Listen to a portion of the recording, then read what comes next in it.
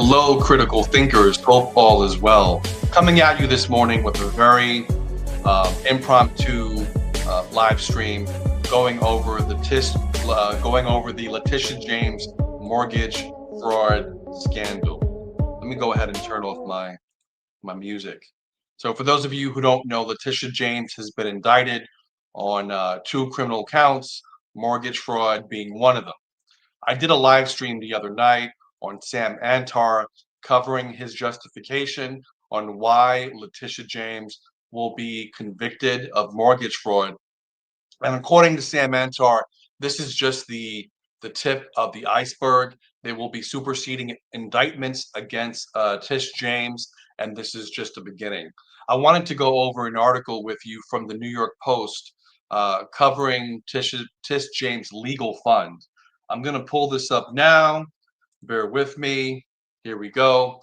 This article is from the New York Post. How indicted New York Attorney General Letitia James will pay for her legal defense, which could cost up to $10 million, experts say. It's by Vaughn and Priscilla DeGregory. Here we go. Albany, New York. New York Attorney General Letitia James could soak taxpayers for millions of dollars in legal bills as she fights her new federal indictment that she says she won't be tapping into the 10 million state legal defense slush fund set up for that purpose.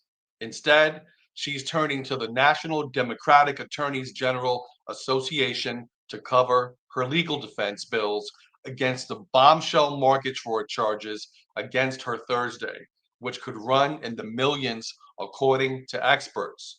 Quote, I think all in is probably going to be in the range of 5 to 10 million. Former prosecutor Niyama Ramani told the Post Friday. James has brought on high-profile defense attorney Abby Lowell, who could be billing over $1,000 an hour and taking a $1 million retainer fee based on the going rate for top lawyers, Rahami said. That Legal Eagles also said that some lawyers may take up the case pro bono, given its high-profile nature and some left-leaning attorneys' political convictions to stand up for James, a Democrat. Quote, I think a lot of amazing attorneys would be happy to step up and do this for free, former prosecutor Duncan Levin said. A spokesperson for James's office said the Post Friday that she would not be tapping into the state fund to pay for her defense after initially saying she would use it.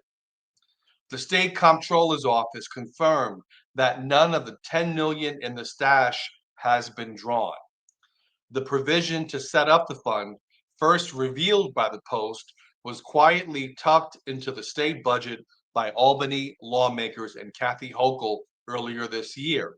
GOP lawmakers rallied against the measure before it was rammed through by the Democratic-controlled legislature. James has denied the charges against her and claimed President Trump is targeting her for political reasons. Whether you believe this is political or not, Letitia James is in a world of trouble, and you have to look at the charges itself and whether the charges are justified. Let's move on with the article. She's expected to make her first appearance in federal court in Virginia, October 24th. The AG is running for re-election next year and signaled her endorsement for Hochul's own bid over the summer, quashing the suggestion she'd mount a primary campaign against the incumbent, as she did briefly ahead of the 2022 gubernatorial race. James, who was first elected in 2018, makes $220,000 a year as the Attorney General.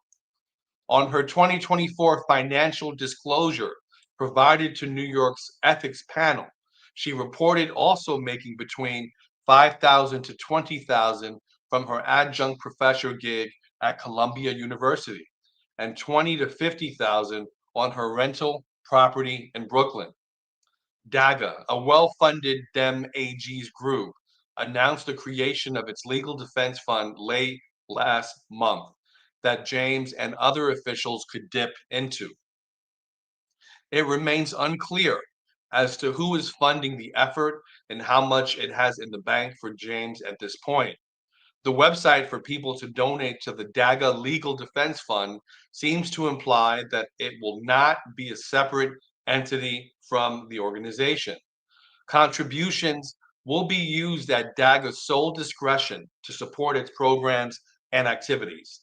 DAGA may use all or part of a contributor's funds and disclose them as necessary in states of its choosing.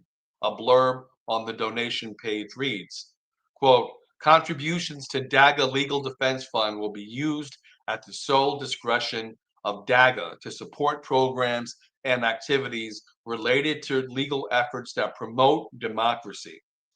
If the fund is effectively handled in-house, it means DAGA could lump the legal defense donors in with the hundreds of thousands of dollars of contributions it already gets from hundreds of businesses and other individuals on public findings. DAGA didn't respond to questions from the Post. And that is the end of the article. So again, whether you believe this is a political hit job against Tish James is in a world of trouble. Um, fraud experts throughout the nation have stated that there is something there, that most likely she will be found guilty of mortgage fraud and other superseding indictments, other charges. But the question is, will Letitia James do prison time for the fraud? You let me know in the comments section. Do me a favor, write yes if you believe Tish James will do prison time or jail time, and write no if you feel she will not get prison time. If you feel that she won't be convicted, write no conviction in the chat in the comments section. I greatly appreciate it. So I want to end the stream here. I just wanted to bring you this brief article to go over the Legal Defense Fund being here. Take care. God bless, and see you next time.